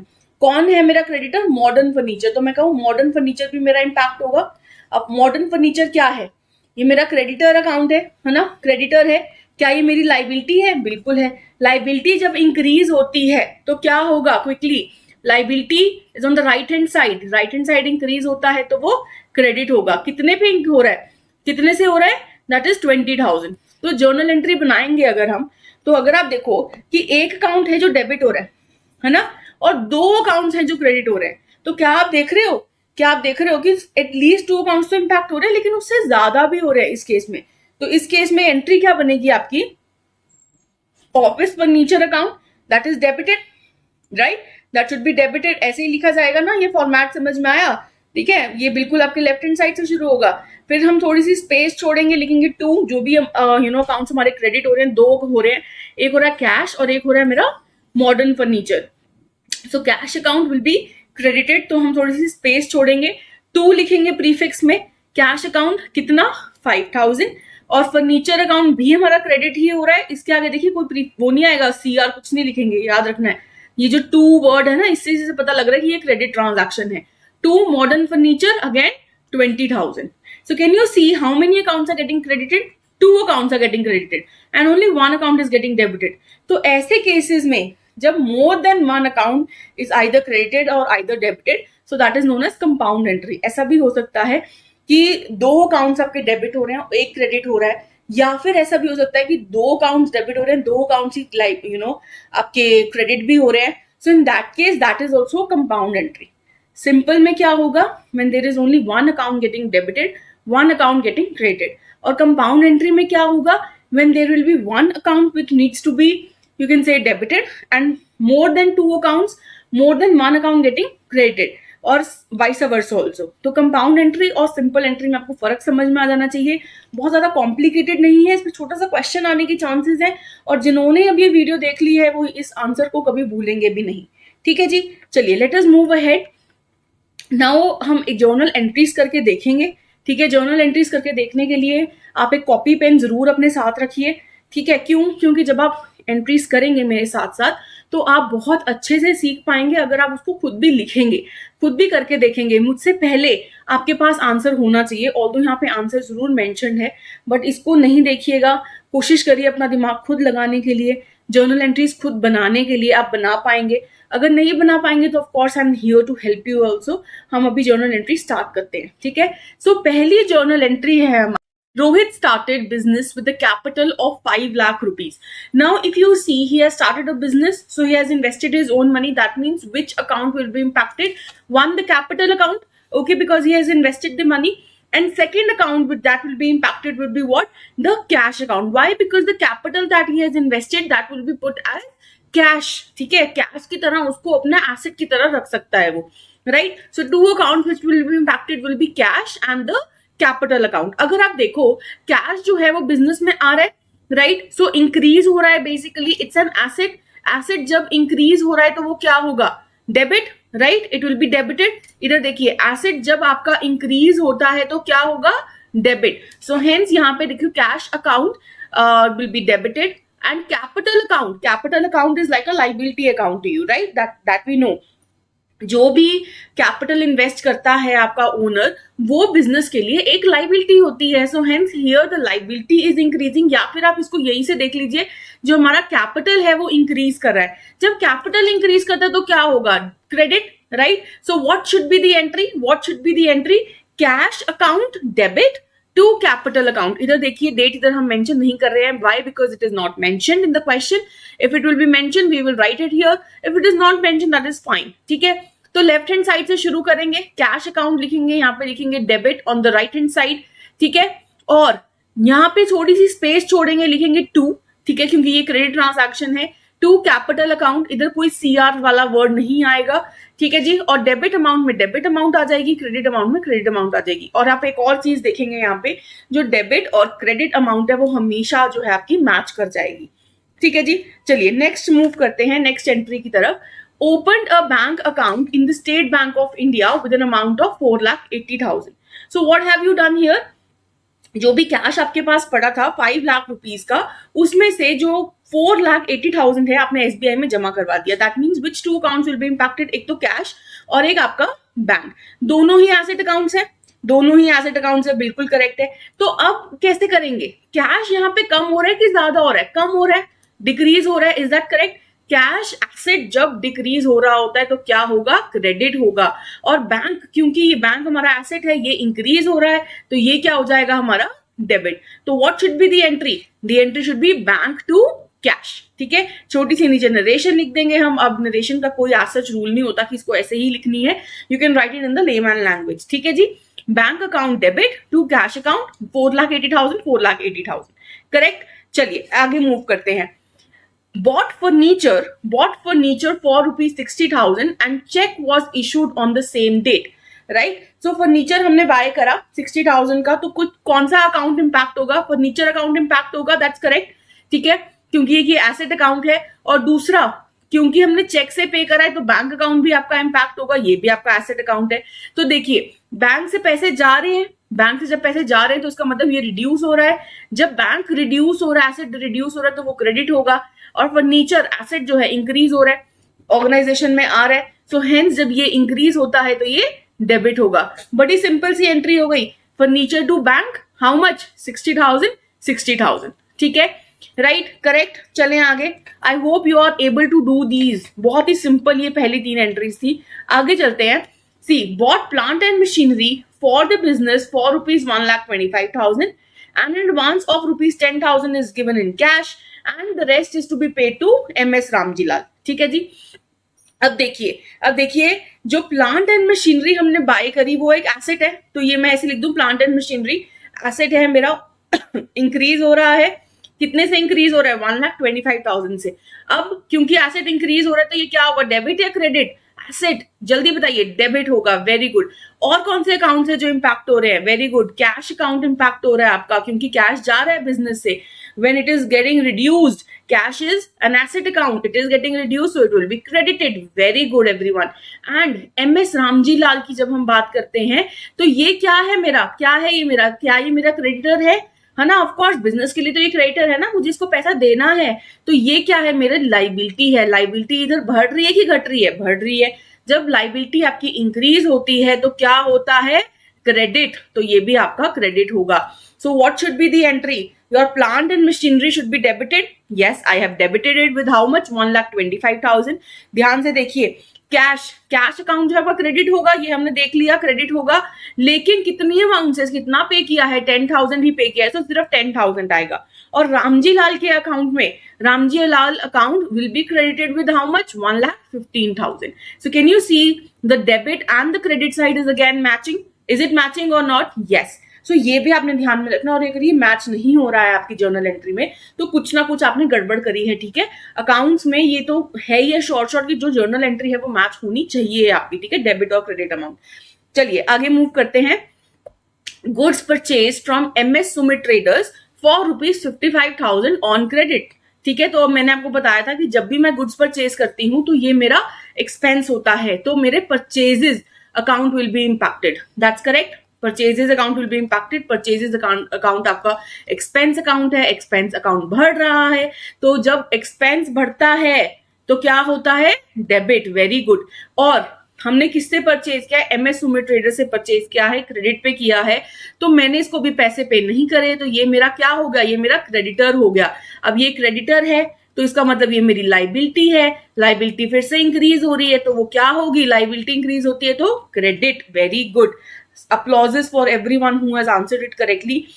Purchases to MS Sumit Traders 55,000, 55,000. Is that correct? Is that okay? Are you able to understand the last entry? Let us see the last entry.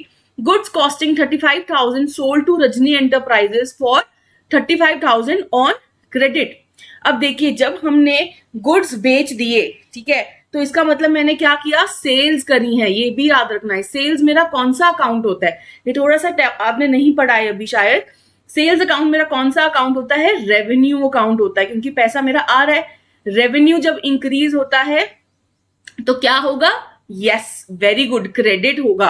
और क्योंकि मैंने रजनी एंटरप्राइजेस से इसको बेचा है तो रजनी एंटरप्राइजेस को मुझे बाद में पैसे देने पड़ेंगे, तो ये मेरा क्या हो गया? ये मेरा डेटर हो गया। तो ये जब मेरा डेटर है तो ये मेरा एसेट है, और एसेट मेरा इधर इंक्रीज हो रहा है तो ये क्या हो जाएगा? Debit. So Rajni enterprises will be debited, ठीक है, डेबिट कर दिया मैंने। और to sales, why? Because sales has to be credited. Sales increase हो रही थी ना, तो रेवेन्यू इंक्रीज हो रहा है, so hence it has to be credited with 35,000। I hope आपको ये एंट्री समझ में आई है, और अगर आपको आई हैं तो आपकी जर्नल एंट्रीज आपके टिप्स पे होनी चाहिए, बिकॉज इधर आपको समझ में आ गया है rule of debit and credit, आपको समझ में आ गया है, जर्नल एंट्री का फॉर्मेट समझ में आ गया है, तो आपको तो MCQs ही आने हैं। MCQs में आपने देखना है कि कौन सी जर्नल एंट्री बिल्कुल सही है, तो वो आप अच्छे से देख पाएंगे, ठीक है जी। मुझे नहीं लगता इसमें कोई आपको प्रॉब्लम होनी चाहिए। चलिए आगे चलते हैं। अब हम बात करते हैं हमारे लेजर अकाउंट्स की। देखो जर्नल हमने बनाना सीख लिया, इसको हम कहते हैं बुक ऑफ ओरिजिनल एंट्री, ठीक है। तो यहाँ ये जो बुक ऑफ ओरिजिनल एंट्री है इसमें हम सारी ट्रांजैक्शंस को रिकॉर्ड करते हैं। इसके बाद क्या करना है, इसको हमने पोस्ट करना है टू द रिस्पेक्टिव अकाउंट्स, ठीक है। From here we have to go to the second book which is known as the ledger book, जहां से हम अलग अलग अकाउंट बनाएंगे हर किसी का। इसको हम कहते हैं laser book. Book containing different accounts where transactions relating to all the accounts are recorded separately.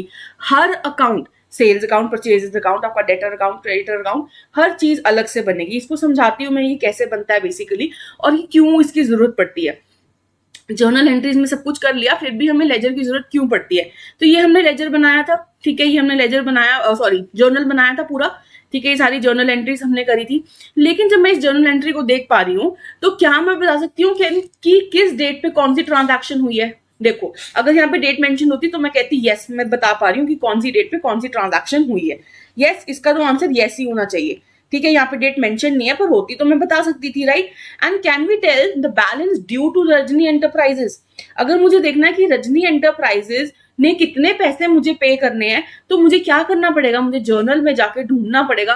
देखूंगी अच्छा रजनी एंटरप्राइजेस कहाँ पे लिखे है, and then I come here, okay 35,000 is pending, ठीक है।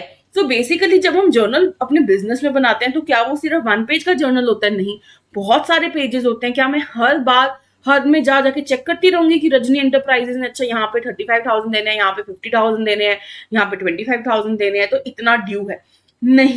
नहीं, उसके लिए मैं क्या करूंगी, उसके लिए मैं लेजर अकाउंट बना लूंगी, ठीक है। बहुत ही टीडियस प्रोसेस है ना, वरना इसको ढूंढना। तो इसके लिए मैं लेजर अकाउंट बना लूंगी। क्या करूंगी, रजनी एंटरप्राइजेस का अलग से अकाउंट बनाऊंगी, ठीक है। उसमें जितनी भी उसकी एंट्रीज हैं वो पोस्ट करूंगी, ठीक है। यहाँ पे जो तरफ उन्होंने एक एग्जाम्पल दे रखा है, अभी ये एग्जाम्पल समझने की कोशिश मत करो, कंफ्यूज हो जाओगे, ठीक है। तो मैं अलग से उसका अकाउंट बनाऊंगी, जिसको मैं कहती हूँ टी चार्ट ऑल्सो, ठीक है, टी चार्ट भी कहते हैं इसको, ठीक है। तो ये मैं टी टेबल बनाऊंगी, जिससे मुझे समझ में आ जाएगा कि रजनी एंटरप्राइजेस ने कितने पैसे मुझे एट लास्ट देने हैं, ठीक है जी।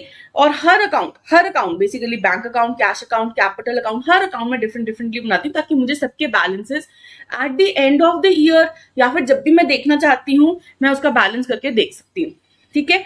अब लेजर अकाउंट जो है उसका वो बनता कैसे है, उसका फॉर्मेट क्या होता है। देखिए क्या करेंगे हम, हर अकाउंट हमने डिफरेंटली बनाना है। तो ऊपर मैं लिखूंगी name of the account. For example मैं सेल्स अकाउंट बना रही हूँ तो ऊपर लिख दूंगी सेल्स अकाउंट, ठीक है। अब मैं एक यहाँ पे लिखूंगी डेबिट साइड और यहाँ पे लिखूंगी क्रेडिट साइड, ठीक है। और यहाँ पे ना मेरा बीच में एक मेजर बाइफर्गेशन होता है, ठीक है। ये मेजर बाइफर्गेशन है, ये डेबिट साइड होगी मेरी, ये मेरी क्रेडिट साइड हो गई, ठीक है। दोनों साइड पे एक जनरल फॉर्मेट होता है मेरा, डेट, पर्टिकुलर्स, ठीक है, then journal folio and amount. Similarly here also date, particulars, journal folio and amount, ठीक है। अब देखिए डेट तो जो भी मेंशन होगी आपके जर्नल में वो आ जाएगी। पर्टिकुलर्स मैं आपको बताऊंगी कि कैसे आते हैं, ठीक है। अभी उसको हमने छोड़ देना है कि पर्टिकुलर्स में क्या आएगा, जर्नल एंट्री नहीं आती है इसमें, डिफरेंटली हम इसमें पर्टिकुलर्स में ऐड करते हैं, पोस्ट करते हैं फ्रॉम द जर्नल एंट्रीज, ठीक है। यहाँ पे आ जाएगा आपका journal folio. Do you remember मैंने आपको बताया था एक होता है लेजर फोलियो, एक है हमारा जर्नल फोलियो। तो जब हमने जर्नल बना लिया, ठीक है, तब हम उसमें एंट्री नहीं डालते, लेकिन जब हम उसको पोस्ट करेंगे ना, पोस्ट करेंगे लेजर में, तो जहां पे भी लेजर में पोस्ट किया है, जिस भी पेज नंबर पे पोस्ट किया है, वो पेज नंबर आ जाएगा आपका लेजर फोलियो के अंदर जो जर्नल बुक में था। For example page number 36। अब इधर भी मेरे पास जर्नल फोलियो है। इसका मतलब क्या है कि जर्नल में जो वो जौन से भी पेज नंबर पे है, ठीक है, वो एंट्री, फॉर एग्जाम्पल ये सेल्स की एंट्री है ना, तो मैं बोलूं कि रजनी एंटरप्राइजेस टू सेल्स, ठीक है, रजनी एंटरप्राइजेस टू सेल्स। वो रजनी एंटरप्राइजेस टू सेल्स जहां पे भी ट्रांजैक्शन जर्नल बुक पे है, जिस भी पेज नंबर पे है, वो जर्नल फोलियो में आ जाएगी। फॉर एग्जाम्पल यहाँ पे मैं लिख दूं 24 page number of the journal में वो ट्रांजैक्शन है जो मैं यहाँ पे अब पोस्ट करने लगी हूँ, ठीक है। तो ये जो लेजर फोलियो है, जर्नल फोलियो है ना, ये साइमल्टेनियसली पोस्ट की जाती है। अब लेजर फोलियो तो साथ साथ नहीं होती है ना, तो वो अभी होगी, जब मैं पोस्ट करूंगी तभी मैं लेजर फोलियो भी लिखूंगी, तभी मैं जर्नल फोलियो भी लिखूंगी, ठीक है। यहाँ पे आ जाएगी amount which has to be debited, क्योंकि ये डेबिट कॉलम है ना, तो जो भी डेबिटेड अमाउंट है वो इधर आ जाएगी, ठीक है। और इधर भी side date, particular, journal folio और amount which needs to be credited will come here, ठीक है जी। तो this is the main thing, ये आपका मेन फॉर्मेट है। इसमें जो सारी चीजें हैं वो मैंने आपको ऑलरेडी समझा दी हैं, टाइटल, डेबिट, क्रेडिट, डेट, और वो क्रोनोलॉजिकल ऑर्डर में ही रहता है इसमें भी, ठीक है। जो पोस्टिंग होती है वो अभी भी क्रोनोलॉजिकल ऑर्डर में ही होगी, ठीक है जी। सो पर्टिकुलर्स में आ जाएगा, मैं आपको पर्टिकुलर्स में दिखाऊंगी कि कैसे लिखते हैं जर्नल फोलियो एंड अमाउंट, ठीक है। So all this we have discussed. I think format आपको बड़ा क्लियर है और भी अच्छे से क्लियर हो जाएगा जब हम इसको पोस्टिंग सीखेंगे, ठीक है जी। तो ये आपका बेसिकली जर्नल था, ठीक है। ये जो हमने जर्नल यहाँ पे अभी बनाया था पीछे, इसी को ही एग्जाम्पल लेके हम पोस्टिंग सीखते हैं, ठीक है। सबसे पहली ट्रांजैक्शन देखिए क्या थी हमारी। पहली ट्रांजैक्शन है cash to capital account, is that correct? Cash to capital account, इसको मुझे पोस्ट करना है। कितने अकाउंट्स हैं? 2 अकाउंट्स हैं, तो मुझे 2 ये अलग अलग अकाउंट्स खोलने पड़ेंगे। एक मेरा कैश अकाउंट आ गया, एक मेरा कैपिटल अकाउंट आ गया, ठीक है। अब इन्होंने क्या किया है ना, यहाँ पे इन्होंने डेट नहीं लिखी, इन्होंने जर्नल फोलियो नहीं लिखा, ठीक है। डेट और जर्नल फोलियो मिसिंग है, लेकिन इट्स ओके, ठीक है, because it was not mention anywhere. तो यहाँ पे वो थोड़ा सा मिसिंग है, इधर आता है ना पर्टिकुलर्स के बाद, तो वो ठीक है, हमने स्किप कर दिया। लेकिन जब आप एक्चुअली देखते हैं तो ये आज का फॉर्मेट है, पर अभी हमने स्किप कर लिया क्योंकि दैट वाज नॉट नेसेसरी, ठीक है। अब देखिए कैश टू कैपिटल, अब बड़े ही ध्यान से सुनेंगे कि पोस्टिंग करी कैसे जाती है। ये जो पहली एंट्री है, ठीक है, cash has to be debited, cash account has to be debited. So cash account में ना डेबिट साइड पे हम लिख देंगे 5 lakh. This is the amount, 5 lakh has to be debited. So इधर मैं क्या अमाउंट लिख दूंगी? 5 लाख रुपीज, ठीक है। अब याद रखेंगे कैश अकाउंट में कभी कैश के नाम से ट्रांजैक्शन नहीं आती है, किस नाम से आएगी? द ऑपोजिट वन, ये जो ऑपोजिट है द कैपिटल अकाउंट, ठीक है। कैपिटल अकाउंट के नाम से ट्रांजैक्शन आएगी आपकी, ठीक है। ये याद रखेंगे ऑपोजिट नेम से, ठीक है। अब इधर कुछ भी हमारा क्रेडिट साइड पे नहीं है, ठीक है, दैट इज फाइन। अब कैपिटल अकाउंट पे चलते हैं। कैपिटल अकाउंट क्रेडिट हो रहा है, क्रेडिट कितने से हो रहा है? 5 लाख। तो क्रेडिट वाली साइड पे, इधर क्रेडिट वाली साइड होती है, कितना आ जाएगा? 5 लाख। किस नेम से आ जाएगा? Opposite name, opposite account, that is the cash account, ठीक है, that is the cash account. So how do you basically read this? कैसे रीड करोगे इसको कि cash account has been debited with 5 lakh rupees due to the capital account, ठीक है, right? Is that clear? चलो next देखते हैं। नेक्स्ट आपके लिए बड़ा इजी होगा अब, क्योंकि मुझे लगता है यहां तक तो आपको समझ में आ गया है, ठीक है। बैंक टू कैश, अब देखिए कौन से 2 अकाउंट्स दोबारा इंपैक्ट हो रहे हैं। एक हो रहा है आपका बैंक अकाउंट और एक हो रहा है आपका cash account. Bank account is debited with how much? 4,80,000। Bank account मैंने खोला, यहाँ पे लिखा डेबिट, यहाँ लिखा क्रेडिट, और डेबिट साइड पे कितना है? 4,80,000। कौन से नाम से आएगा? ऑपोजिट अकाउंट से, कैश अकाउंट के नाम से आ जाएगा, ठीक है। और कैश अकाउंट में भी तो ट्रांजैक्शन जाएगी, कितने के? उससे क्रेडिट पोर्शन पे जाएगी, 4,80,000, 4,80,000 ऑन द क्रेडिट साइड। और किससे नाम से जाएगी? Opposite name, that is the bank account, that is the bank account. Is that clear? Is the posting very much clear? चलिए आगे मूव करते हैं। फर्नीचर टू बैंक, अब ये 2 अकाउंट्स इंपैक्ट हो रहे हैं। Furniture to bank, furniture account is debited, यहाँ पे डेबिट एंट्री पे आ जाएगा कितना? 60,000। किस नेम से आ जाएगा? With the opposite name, bank account. और बैंक अकाउंट में भी ट्रांजैक्शन जाएगी, क्रेडिट साइड पे जाएगी। बैंक अकाउंट देखिए यहाँ पे है आपका, आपकी क्रेडिट साइड पे आ गया 60,000 with the opposite name furniture account, that is furniture account. Is that clear?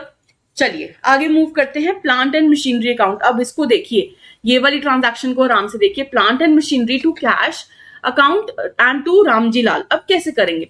Plant and machinery account खोल दूंगी मैं, खोल दिया मैंने यहाँ पे, ठीक है। अब देखिए it has to be debited with how much? 1,25,000। लेकिन कैसे डेबिट हो रहा है? 2 अकाउंट्स की वजह से डेबिट एंट्री आ रही है इसकी। कौन से कौन से? कैश और रामजी लाल। तो ये दोनों ही अकाउंट्स आ जाएंगे, cash account, Ramji Lal account. How much? Cash 10,000, Ramji Lal 115,000, ठीक है, 1,15,000। और ये आपका प्लांट एंड मशीनरी में आ जाएगा। टोटल आ गया ना 1,25,000, इतना ही चाहिए था मुझे। अब कैश अकाउंट में भी ट्रांजैक्शन करनी है।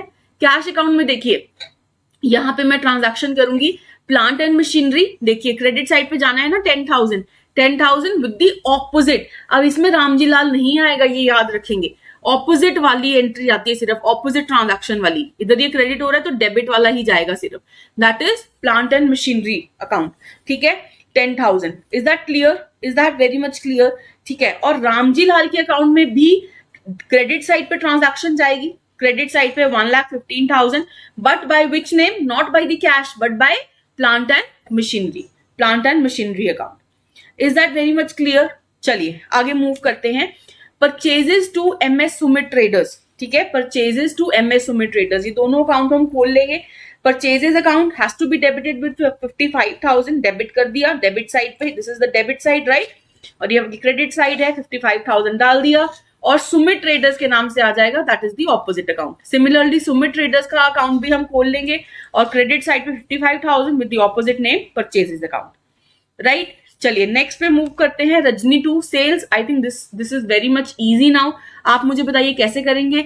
यस, रजनी एंटरप्राइजेस भी खोलेंगे, सेल्स अकाउंट भी खोलेंगे, और कैसे पोस्ट करेंगे, रजनी एंटरप्राइजेस में डेबिट साइड पे लिखेंगे 35,000 सेल्स अकाउंट के नाम से, है ना, ठीक है। तो Rajni enterprises sales account 35,000 has to be debited, और सेल अकाउंट में क्रेडिट साइड पे लिखेंगे 35,000, ठीक है, with the opposite name Rajni enterprises, with the opposite name Rajni Enterprises. I hope this is very much clear. This is the posting, बड़ी ही easy होती है posting, बहुत difficult नहीं है। लेजर बनाना from the journal entry it is quite easy. अब इसमें से अगर मैं बोलूँ कि क्वेश्चन क्या एक्सपेक्ट कर सकती हूँ, तो मुझे लगता है कि लीस्ट चांसेस हैं कि लेजर पे से ऐसे क्वेश्चन आए, है ना। लेकिन क्वेश्चंस क्या क्या आ सकते हैं ना, कि सेकंड कौन सी बुक होती है, पोस्टिंग जिसमें हम करते हैं वो कौन सी बुक का नाम है, लेजर है उसका नाम, है ना। तो that is the question that can be asked, ठीक है। सो हमें पता लग गया, सबसे पहले हमने जर्नल बनाना होता है, जर्नल से हम लेजर्स बनाते हैं, फिर लेजर से हम क्या बनाते हैं, trial balance, and trial balance से फिर फाइनल अकाउंट्स। ये सारी हमारी रिकॉर्डिंग ऑफ ट्रांजैक्शन है बेसिकली। जर्नल से बनाना है लेजर, लेजर से फिर हम बड़े पिक्चर पर जाते हैं to the trial balance, and then to the final accounts. Final accounts में बेसिकली आपकी सारी फाइनेंशियल स्टेटमेंट्स आ जाती हैं, जैसे कि हमारी इनकम स्टेटमेंट, हमारा P&L, है ना, हमारा प्रॉफिट एंड लॉस स्टेटमेंट, हमारा बैलेंस शीट और हमारा cash flow statement, that's correct.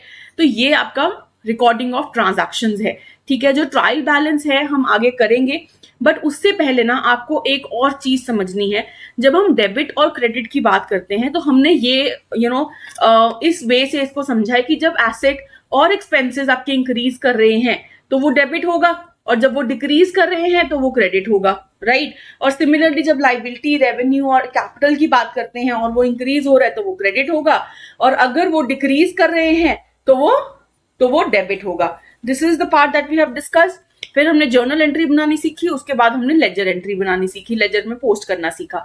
लेकिन इसके साथ ना आपको गोल्डन रूल्स ऑफ अकाउंटिंग भी समझ में आने चाहिए, बिकॉज ये भी, इससे भी क्वेश्चंस आने के चांसेस रहते हैं आपके, ठीक है।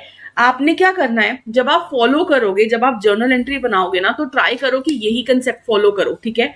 This is the concept that you need to follow. Easy है, ज्यादा इजी है, लेकिन ये गोल्डन रूल्स भी साथ साथ आपने अप्लाई कर लो, या फिर आप कह लो अपने दिमाग में जरूर रखने हैं। देखिए, एज पर दी अकाउंट्स ना, we have 3 accounts, 3 different types of accounts. One is the personal account, ठीक है, second is the real account, and the third one is the nominal account, ठीक है। What is the personal account? What is a personal account basically? Personal account is like the person, the account which are related to a person, जैसे कि Ram account, Shyam account, ठीक है, या फिर company का नाम जैसे कि Rajni enterprises account. So these are what, like, क्योंकि रजनी एंटरप्राइजेस एक आर्टिफिशियल पर्सन हो गया, दैट्स अ बिजनेस। तो ये सब क्या है, ये पर्सनल अकाउंट्स हैं। इस केस में जो गोल्डन रूल ऑफ अकाउंटिंग है ना, वो क्या है, debit the receiver and credit the giver. क्या है, debit the receiver and credit the giver. जहां से भी पैसा if you are receiving, okay, if you are receiving, तो जो भी रिसीवर है वो डेबिट हो जाएगा, और जो गिवर है, जो पैसा दे रहा है, वो क्रेडिट हो जाएगा। इसको समझने के लिए देखिए, गिवन कैश ₹1,000 टू राम, ठीक है। Now Ram here is what, because Ram को हम पैसा दे रहे हैं, तो राम हमारा क्या हो गया, रिसीवर। राम क्या हो गया, receiver. So in this case Ram has to be debited, Ram has to be debited with 1,000 rupees, ठीक है। और जो कैश है वो क्रेडिट हो जाएगा फॉर सर्टन रीजन, जो मैं आपको आगे एक्सप्लेन करती हूँ, ठीक है। अब देखिए, real account, next is your real account. This account is basically related to all your assets, ठीक है, जितनी भी एसेट्स हैं, प्रॉपर्टीज हैं बेसिकली।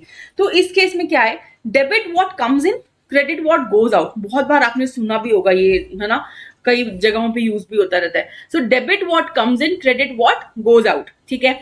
इस केस में let us take one example, bought furniture for cash 5,000 rupees. तो देखिए, दोनों ही एसेट्स हैं आपके, फर्नीचर भी और कैश भी। फर्नीचर क्या है, बिजनेस में आ रहा है, फर्नीचर जो है it is coming in to the business, so it will be debited. ठीक है, और क्या जा रहा है बिजनेस से, what is going out, cash is going out, so that should be credited, right. तो क्या हो जाएगी entry, furniture to cash, furniture to cash. और जब हमने अगर अपना प्रीवियस रूल भी अप्लाई करें तो उस केस में फर्नीचर जो है वो इंक्रीज हो रहा है, एसेट इंक्रीज हो रहा है तो डेबिट होगा, और कैश डिक्रीज हो रहा है तो वो क्रेडिट हो जाएगा, राइट। सिमिलरली जब मैं ऊपर वाले क्वेश्चन पे दोबारा आती हूँ, देखो गिवन कैश टू राम, ठीक है, how much cash I have given 1000 rupees, ठीक है। इस केस में कैश क्या है, कैश क्या है, it is going out of the business क्योंकि I am giving it, so hence देखो कैश क्या हुआ यहाँ पे, क्रेडिट। तो इस केस में ना ऐसा भी हो सकता है कि real account, personal account, nominal account, जो ये तीनों ही अकाउंट्स हैं ये इंटरमिक्स भी हो सकते हैं, ठीक है। नेक्स्ट पे देखते हैं nominal account. Nominal account is related to all your revenues and your expenses, ठीक है, जितने भी आपके रेवेन्यूज होते हैं और एक्सपेंसेस होते हैं। इस केस में वो कहते हैं debit all the expenses and losses, जितने भी आपके एक्सपेंस हो रहे हैं या लॉसेस हो रहे हैं उसको आप डेबिट कर दीजिए। देखो उससे रूल से भी फॉलो करता है, एक्सपेंस हो रहा है आपका, जब वो इंक्रीज होता है तो डेबिट करना होता है। Similarly here also debit all expenses and losses and credit all incomes and gains. Income basically क्या, रेवेन्यू, रेवेन्यू वैसे भी जब आपका इंक्रीज करता है तो वो क्रेडिट करना होता है, right. So this is your nominal account. जैसे कि पेड रेंट ₹2000 कैश में पे किया होगा फॉर एग्जाम्पल, तो ये रेंट क्या, मेरा एक्सपेंस है, तो rent is my expense, so I have to debit this, rent account needs to be debited with 2000 and to cash why, because here cash is going out of the business, so credit what goes out. देखो तो ये जो real account है ना, ये तो बहुत जगहों पे रोल प्ले करेगा, तो ये भी आपने ध्यान में रखना है। So to cash account, cash is going out of the business, so hence it will be credited 2000। तो ये कुछ गोल्डन रूल्स ऑफ अकाउंटिंग है, थोड़े से कंफ्यूजिंग हो सकते हैं बिकॉज वो ज्यादा इजी है, जो पिछला मेथड हमने किया है वो ज्यादा इजी है, लेकिन ये तीनों अकाउंट्स आपने भूलने नहीं है, 3 टाइप्स ऑफ अकाउंट्स, बिकॉज इसके ऊपर क्वेश्चन आ सकता है, ठीक है। क्वेश्चन अगर मैं कहूँ तो कैसे आ सकता है वो मैं अभी कराऊंगी आपको, ठीक है। So these are the 3 types of accounts, और अगर मैं इसको जस्ट बुकिश लैंग्वेज में बताऊं भी तो ये क्या होते हैं, personal accounts is related to any person, ठीक है, which also includes the artificial person, ठीक है, जैसे कि कोई कंपनी हो गई, फर्म, एसोसिएशन, एक्सेट्रा एक्सेट्रा। और अगर मैं बात करूं रियल अकाउंट की, सो this is based on your assets, so all the ledger accounts that reflects the transaction related to assets and basically liabilities as well. So in this case ये real account है आपका, that is the debit what comes in, credit what goes out, right? And then your nominal account is basically related to all your income, expenses, profit and losses, ठीक है। इस case में क्या है, debit all expenses and losses and credit all incomes and gains, right. चलिए ऐसा ही एक concept check करते हैं कि आपको ये समझ में आया है कि नहीं आया है। In case of real account, debit what comes dash and credit what goes dash. तो ये बड़ा ही इजी है कि नहीं है ना, और ऐसे क्वेश्चंस पूछे जा सकते हैं, तो इसलिए ये गोल्डन रूल्स ऑफ अकाउंटिंग आपने करने हैं। सो बड़ा ही इजी है, debit what comes in and credit what goes out, so the answer should be option 1, right, option 1। And next देखिए, debit all expenses and losses and credit all incomes and gain is the rule of which account, the nominal account, right, it is based on the nominal account, ठीक है, option 3, right. सो ऐसे questions देखिए वहां पे पूछे जा सकते हैं, सो आपने घबराना नहीं है, बड़े ही इजी हैं। गोल्डन रूल्स को अगर आप अप्लाई करेंगे तो आप इसको इजीली कर पाएंगे, ठीक है जी। So with this we have come to the end of our class, so thank you so much and I hope आपको ये सब चीजें अच्छी लगी हों, पसंद आई हों। अगर आपको वीडियो पसंद आई है तो do subscribe to our channel, ठीक है। Now before I move forward, मैं आपको जरूर बताना चाहूंगी हमारे मास्टर कोर्स के बारे में। ऑलरेडी मैं आपको 2-डे डेमो कोर्स के बारे में बता चुकी हूँ, लेकिन बहुत जरूरी है कि आप हमारा मास्टर कोर्स के बारे में भी समझें। तो वो आपने कैसे अप्लाई करना है, edutap.in पे जाएंगे, ठीक है, तो आपकी वेबसाइट खुल जाएगी। कोर्सेज सेक्शन के अंडर यूपीएससी ईपीएफओ कोर्सेज पे आप जाएंगे, and then here you can find out all the courses that is edutap is offering to you. This is the master course, ठीक है, जिसका 2-डे डेमो कोर्स मैं आपको ऑलरेडी बता चुकी हूँ। बेसिकली फ्लैट 50 ऑफ भी चल रहा है, 5750 रुपीज का, ठीक है। आप वैलिडिटी चूज करके आप इसको खरीद सकते हैं, ठीक है। एंड सेकंड एक स्पेशल सब्जेक्ट कोर्स भी है, ठीक है। तो इसमें आप देख सकते हो कि कौन से सब्जेक्ट्स वो edutap आपको ऑफर कर रहा है, और अगर आपको लगता है कि ये ज्यादा बेटर है आपके लिए, थोड़ा सा प्राइसिंग में कम भी है, तो आप ये भी ले सकते हैं। दोनों में ही फ्लैट 50% ऑफ चल रहा है। अगर आप आज ही बाय करते हैं तो आपके लिए ये एक प्लस प्लस पॉइंट है, ठीक है। और अगर आप चाहते हो कि आप 2 डे डेमो कोर्स लेके फिर मास्टर कोर्स को अप्लाई करना चाहते हो, लेना चाहते हो, then you are most welcome to do that as well. आप यहाँ से भी ये जा सकते हैं edutap.in, और यहाँ पे भी आपको मास्टर कोर्स की अवेलेबिलिटी मिल जाएगी, द 2 डे डेमो कोर्स की, ठीक है जी। So thank you so much, best of luck everyone and keep learning.